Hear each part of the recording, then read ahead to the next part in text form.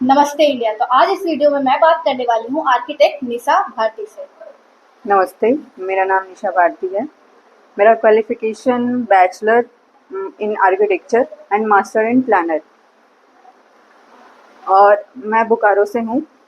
अभी मैं बोकारो में ही वर्क कर रही हूँ as a architect. As an architect आप बोकारो के लोगों को क्या सर्व कर रही है? एज अ आर्किटेक्ट मैं बोकारो के लिए प्रोजेक्ट की बात करें तो हमारा project residential, commercial, school buildings, shopping complex, ये सब पे वर्क हो रहा है।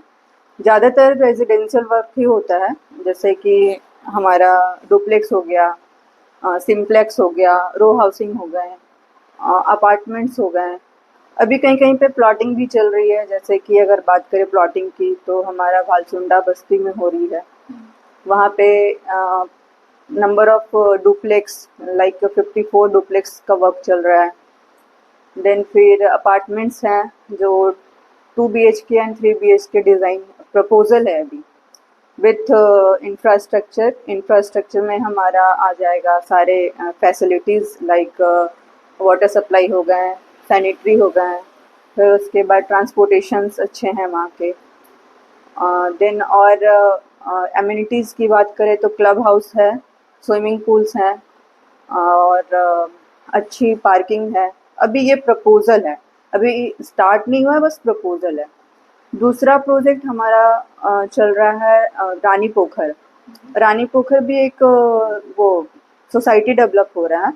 वहाँ भी अभी 3 से 4 डुप्लेक्स बन चुके हैं, फिनिशिंग स्टेज पे है। सेम उनका भी प्रपोजल है कि एक अच्छी सोसाइटी डेवलप करें। अगर हम जस्ट एग्जांपल बता रहे हैं, not like that, Malti apartment की बात करें, मालती सोसाइटी की बात करें, तो जस्ट लाइक वैसा ही उससे में भी अच्छा हो।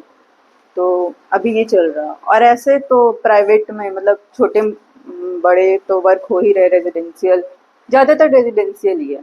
तो मतलब अगर किन्हीं को नक्शा पास करवाना है या फिर डिजाइन कराना है तो वो आपसे करवा सकते हैं हाँ बोकारो में। श्योर, वो करा सकते हैं। हमारा अगर बोकारो की बात करें तो हमारी लोकल बॉडी जो है, गवर्नमेंट लोकल बॉडी, एक कॉरपोरेशन है जो कि चास नगर निगम है। दूसरा है जिला परिषद जो कि हमारा हवाई अड्डा के पास है, एयरपोर्ट के पास। तीसरा है माडा, मिनरल डेवलपमेंट अथॉरिटी, जो धनबाद में है। तो अब इसकी क्राइटेरिया क्या क्या है? जिला परिषद में हमारा क्राइटेरिया है, जैसे 5,000 स्क्वायर मीटर से ज़्यादा रहेगा तो आप जिला परिषद से पास करवा सकते हैं। अगर उससे कम है तो आपको माडा से कराना होगा। वो भी ग्रामीण क्षेत्र हो गया, जैसे कि चंदन क्यारी हो गया, चौरा बस्ती साइड हो गया। उसके बाद आप टोल ब्रिज के उस साइड, मतलब तलगड़िया के उस साइड हो गए। ये सब आपके जो है माडा या फिर जिला परिषद में आते हैं।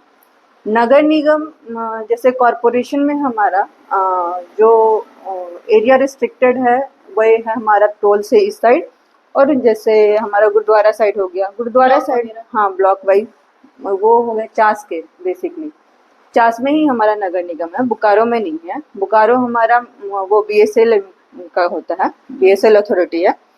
कोऑपरेटिव भी हमारा BSL अथॉरिटी है।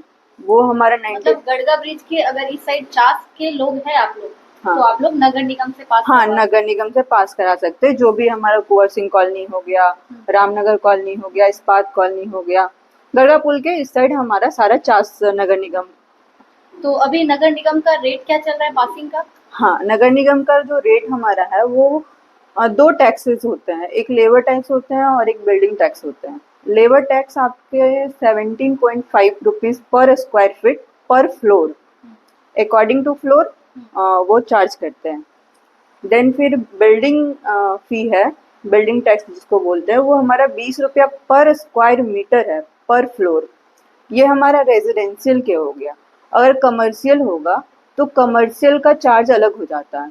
लेबर टैक्स तो वही रहता है, जो हमारा बिल्डिंग टैक्स होता है वो इंक्रीज करता है, वो हाइट पे भी इंक्रीज करता है, डबल हो जाता है, जैसे 20 to 40, 40 to 60, वो डिपेंड ऑन हाइट्स। ये हमारे हो गए उसके चार्जेस। और इसमें जो मैंडेटरी डॉक्यूमेंट्स जो होते हैं, दस्तावेज जिसको बोलते हैं, वो हमारा पहला डीड हो गए, लैंड डीड हो गए, ज़मीन के पेपर। दूसरा मोटेशन होना चाहिए करंट रसीद होना चाहिए, जैसे अभी हमें पास करना है तो 2024-25 का होना चाहिए। तीसरा हमारा खतियान मैंडेटरी है, बिना खतियान का नक्शा पास नहीं होगा। वो भी खतियान ओरिजिनल जो बंगला में लिखा हो, जो हमारा पुरुलिया से जो मिलता है वो। उसके बाद अगर आप वो नहीं है, अगर आप टेरिस देते हैं तो वो परमिशन आपको नहीं मिलेगी, वो अलाउ मतलब नहीं पासिंग करेंगे, नहीं होगा। पासिंग नहीं होगा उससे। तीसरा है एलपीसी, लैंड प्रोविजनल सर्टिफिकेट या फिर लैंड पोजीशन सर्टिफिकेट। फिर उसके बाद आपका होल्डिंग है, होल्डिंग होना चाहिए। अगर होल्डिंग आपका नहीं रहेगा तो वो फाइल ही जनरेट नहीं होगी। और तो ये जो पासिंग का प्रोसेस है, ये हाँ। टोटल कितने टाइम में नक्शा पास हो जाता है? 1.5 से 2 मंथ लगते हैं, 1.5 अगर पेपर सारा ओके है तो। यानी कि अगर हम 2 मंथ तक हमारा मैक्सिमम टाइम जाता है, 2 हाँ। मंथ में हमारा पूरा नक्शा पास पास हो जाता है। और इसमें भी स्टेज है, जैसे कि अगर कोई भी एलटीपी है वहाँ के, जो नगर निगम के एलटीपी हैं, अगर वो अप्लाई करते हैं तो अप्लाई करने के बाद पहला अमीन वेरिफिकेशन होता है कि आपके की प्लान में जो दिया हुआ है डायमेंशंस, क्या वो करेक्ट है या नहीं है। अगर नहीं है तो पहले उसको संशोधन किया जाए, उसके बाद फिर से अप्लाई होगा। उसके बाद फिर आपका जेई वेरिफिकेशन होता है कि साइट पे जो आप साइट विजिट करवा रहे हो, तो जो आपने की प्लान दिया है उसके ओरिएंटेड वो सब चीज़ें हैं कि नहीं, क्या ज़मीन खाली है या नहीं, घर बना हुआ तो नहीं है, वो वेरिफिकेशन होता है। उसके बाद फिर आपका प्रोसीड होता है। फिर उसके बाद आपको नो ऑब्जेक्शन सर्टिफिकेट मिलेगा। देन फिर विद इन 3 इयर्स के पहले आपको घर बनाना पड़ेगा। वो नक्शा अप टू डेट 3 ईयर तक ही वैलिड होता है। अगर आप 3 साल के बाद फिर वो बनाते हैं दोबारा से। तो आपको फिर से उसको पास करवाना पड़ेगा। सेम फी आपको लगेगा, फिर उस टाइम भी सेम फी लगेगा। मतलब आपके साथ ऐसा नहीं है कि आप नक्शा अपलोड कर दिए, पास करवा लिए, फिर अब 3 साल बाद आपको घर नहीं बनाना, आपको विद इन 3 ईयर के अंदर ही बिल्डिंग बना लेना चाहिए। ऐसा नहीं है कि आप 2-3 फ्लोर पास करवाए तो तीनों फ्लोर बनाए, आप ग्राउंड At फ्लोर least बनाए, ground floor at least ground floor, या फिर काम स्टार्ट कर ले, प्लिंथ बनवा ले। और हाँ, अभी न्यू रूल आया है कि अगर सपोज आपकी प्लॉट 1000 स्क्वायर फीट की है तो उसमें 65% आपको परमिशेबल मिलता है। तो सपोज दैट 600-650 स्क्वायर फीट आपको बिल्टअप एरिया लोकल बॉडी जो है, हमारा नगर निगम जो है, वो पास करके दिया है, तो आपको उसी में घर बनाना है। आपको प्रॉपर सेटबैक फॉलो करना पड़ेगा, प्रॉपर उसके जो नॉर्म्स है वो फॉलो करने पड़ेंगे। अदरवाइज अगर आप बना लेते हैं डेविएशन करके तो उसकी पेनल्टी देनी होगी आपको। पेनल्टी का चार्ज अभी शायद I am not sure, but approx वो पर स्क्वायर मीटर के में ही है, तो वो आपको देना पड़ेगा। तो इसलिए पहले जैसे नो ऑब्जेक्शन सर्टिफिकेट देने के बाद जब आप वर्क स्टार्ट करते हैं तो जो हमारे एलटीपी हैं उनका ये वर्क है कि एलटीपी जब प्लिंथ लेवल डिटेल सबमिट करना पड़ता है हमें नगर निगम में, जो भी पास करवा रहे हैं उनको प्लिंथ डिटेल रिपोर्ट सबमिट करना पड़ता है कि हाँ वो उसी के बियॉन्ड में है या नहीं है, जो हमारा सेटबैक जितना छोड़ना था उन्होंने उतना छोड़ा है कि नहीं है, ये वेरिफिकेशन होता है।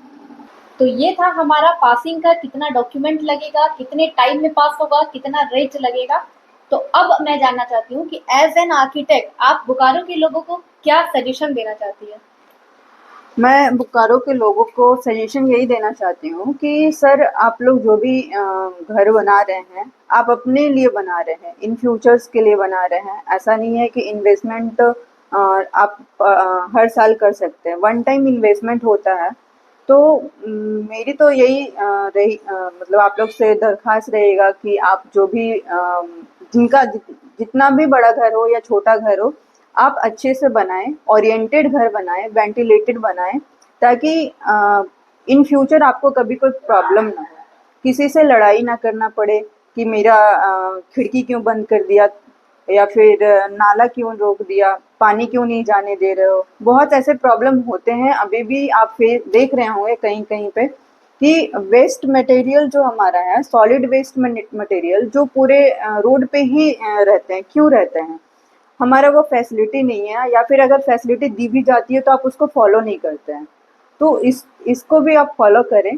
और साथ साथ में मैं ये नहीं बोलूँगी कि आप हमारे पास ही आएँ डिज़ाइन कराने, बट आप जहाँ भी जा रहे हैं, अपने आप को पहले अवेयर कर लें कि हमको करना क्या है, हमको बनाना क्या है, कैसे बनाना है, क्या कैसे अगर ओरिएंटेड बनाएँगे तो हमें क्या बेनिफिट्स होगा, अगर नहीं बनाते हैं तो कैसे, क्योंकि बहुत कोई पता है कि ज़मीन बहुत कॉस्टली है, बट अगर कॉस्टली है तो ज़मीन से ज़्यादा कॉस्टली हमारा लाइव रहना है। अगर हम लाइव नहीं रहेंगे तो उस ज़मीन का क्या करेंगे? अगर आपको बोला जा रहा है कि सेटबैक छोड़ना है, तो आप सेटबैक छोड़िए। ऐसा ना करें कि अगर जैसे कि बहुत कोई बोलते हैं क्यों छोड़ें हम, 1 इंच भी बहुत ही मायने रखता है। तो वो 1 इंच उस टाइम मायने रखता है, जब आप नहीं रहेंगे तो वो मायने नहीं रखेगा। तो इसीलिए उसको आप ध्यान दें। घर का जो डिज़ाइन है वो एक आपके लाइफ स्टाइल के अकॉर्डिंग होना चाहिए, आपके अकॉर्डिंग होना चाहिए कि आप अपने आप को किस वे में रहते हैं। ऐसा ना हो कि बहुत ज़्यादा हाई फाई घर बना लिए और उस घर को मेंटेन नहीं कर पा रहे हैं आप, तो ऐसा नहीं कभी भी मत कीजिए। हाँ, तो अगर आप अपने आप को चेंज कर रहे हैं, अगर आप अपने आप को चेंज करना चाहते हैं, तब चेंज कब कीजिएगा जब अपने आप जनरेशन चेंज होगी। ऐसा नहीं है कि अगर जनरेशन चेंज हो रही है, अगर कोई बोल रहा है कुछ तो उस चीज़ को भी सुनना बहुत ज़रूरी है। चाहे छोटा बच्चा बोले, चाहे बड़ा कोई बोल रहे हैं, तो सुनना बहुत ज़रूरी है। तो उसको उस चीज़ को फॉलो करते हुए आप अपने आप को उस वे में डिज़ाइन करवाइए घर को, अपने फैसिलिटी के, अपने कंफर्ट के अकॉर्डिंग, क्योंकि वो आप अपने लिए कर रहे हैं, किसी और के लिए नहीं कर रहे हैं। तो प्लीज़ सेटबैक को ज़रूर फॉलो करें। एज ए सिविल इंजीनियर मैं भी कहना चाह रही हूँ कि इनका कहना बहुत ही सही है। अगर आप सेटबैक छोड़ के बनाएंगे तो वो आप ही के लिए बेनिफिट रहेगा। ये नियम कानून जितना बना है ये आम जनते के बेनिफिट के लिए ही बना है। तो आप पूरे नियम कानून से नक्शा पास करवाएंगे तो आपको ना तो कोई बगल वाला ट्रोल कर पाएगा, ना तो कोई आपके खिलाफ कोई लीगल एक्शन कर पाएगा। तो आप प्रॉपर नक्शा बनाए, चाहे कहीं से भी बनाए। बट अगर आप आर्किटेक्ट मीसा भारती से नक्शा बनाना चाहते हैं तो इनके ऑफिस विजिट कर सकते हैं, जो कि एड्रेस आप बता दीजिए लोगों को। मेरा ऑफिस का एड्रेस है हाउस नंबर 295, बेंडी टार, जोड़ाड़ी मोड़, चास बोकारो, नियर नीलम हॉस्पिटल।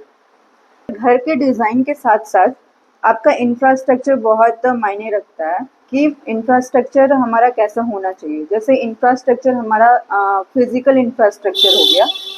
फिजिकल में आपका आता है सीवर सिस्टम, आता है सॉलिड वेस्ट मैनेजमेंट, आता है, और फिर सॉलिड वेस्ट में आपका किचन का पानी, ठीक है, और रेन वाटर हार्वेस्टिंग, ये सब जो है, जो रेन वाटर आता है वो सब का ध्यान रखना चाहिए। घर ही सिर्फ ध्यान मत रखिए, सेटबैक इसलिए भी छोड़ते हैं ताकि हमारा इंफ्रास्ट्रक्चर अच्छे से हो सके।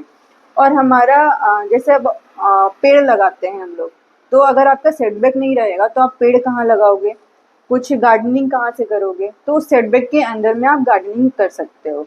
ऐसा मत सोचो कि सेटबैक अगर हम छोड़ रहे हैं तो वो गवर्नमेंट का हो गया या नगर निगम का हो गया, ऐसा नहीं है। वो आपका ही है, बट वो आप अपने यूज में आप कैसे लाते हो वो आप पे डिपेंड करता है। तो अगर आप बोकारो से बिलोंग करते हैं तो आप इनका ऑफिस विजिट कर सकते हैं, जो कि इनका ये कार्ड है। यहाँ से आप एड्रेस, नंबर, कॉन्टैक्ट ले सकते हैं। डायरेक्ट आप इनसे कॉन्टैक्ट करके नक्शा बना सकते हैं। वो कि मैं गारंटी लेती हूँ कि आपका जो नक्शा मिलेगा वो बेहतरीन मिलेगा, क्योंकि ये रजिस्टर्ड आर्किटेक्ट है। यानी मेरा जो रजिस्ट्रेशन है वो council of architecture habitat centre new Delhi से है। जो ये, अब मैं थोड़ा सा एजुकेशन के बारे में बात करती हूँ, अपने क्वालिफिकेशन के बारे में। जो हमारा क्वालिफिकेशन है वो बैचलर इन आर्किटेक्चर है, जो कि एक प्रोफेशनल कोर्स है जो 5 इयर्स के होते हैं, जिनका रजिस्ट्रेशन काउंसिल से मिलता है, जो सेंट्रल होता है। जैसे जस्ट एग्जांपल, हाँ, मुझे पता है कि अवेयरनेस बहुत कम है आर्किटेक्चर को लेकर के, आर्किटेक्ट कैसे बनते हैं लोग, मतलब ये कोर्स कैसे होता है, तो इसके बारे में बता रही हूँ। ये है आपका जैसे 12th के बाद, आफ्टर 12th हो या आफ्टर ग्रेजुएशन हो, ये 5 इयर्स का कोर्स होता है। ये डायरेक्ट एडमिशन होती नहीं है इसमें, ये नाटा के थ्रू आप जा सकते हो, national aptitude test of architecture, और जेई मीन्स पेपर 2, जो सिर्फ बैचलर ऑफ आर्किटेक्चर या फिर बैचलर ऑफ प्लानिंग की कोर्स करवाती है। इसके जो कॉलेजेस होते हैं वो हमारे बिहार झारखंड में तो ज़्यादा नहीं है, सिंगल कॉलेज है हमारे, बीआईटी मिश्रा झारखंड में है रांची, और एनआईटी पटना बिहार में है, और आईआईटी पटना भी है। तो ये हमारे बिहार झारखंड के लिए है। अगर out out of Bihar Jharkhand देखें तो बहुत ऐसे कॉलेज हैं जो रिकॉग्नाइज्ड है काउंसिल ऑफ आर्किटेक्चर से। ये बहुत इम्पोर्टेंट है कि काउंसिल ऑफ आर्किटेक्चर से रिकॉग्नाइज्ड होना चाहिए। अगर स्कोप की बात करें तो गवर्नमेंट फील्ड में भी स्कोप है, जैसे कि अभी BPSC Bihar public selection commission में एज अ असिस्टेंट आर्किटेक्ट की पोस्ट आई हुई है। ये हो गया। फिर हमारा सेंट्रल भी आती है, जैसे यूपीएससी भी कंडक्ट कराती है, सीपीडब्ल्यू भी कंडक्ट कराती है, असिस्टेंट आर्किटेक्ट, डिप्टी आर्किटेक्ट। और ये हमारी बैचलर क्वालिफिकेशन पे हो गया आपका ये जॉब। अगर मास्टर्स की बात करें तो आप इस बैचलर ऑफ आर्किटेक्चर के बाद आप मास्टर्स किसी भी फील्ड में कर सकते हैं। अगर हम मास्टर्स इन प्लानर करते हैं, प्लानिंग मतलब masters in urban planning, master in rural planning, master in sustainable architecture, masters in interior, masters in architecture, और lot of scopes in masters in landscape में भी आप कर सकते हैं। तो इसकी भी वैकेंसी आती है। अभी एक बिल पास हुआ है राजस्थान में। राजस्थान तो हमारा सबसे बड़ा स्टेट है, उसमें 54 ब्लॉक ये हैं, सिटी हैं।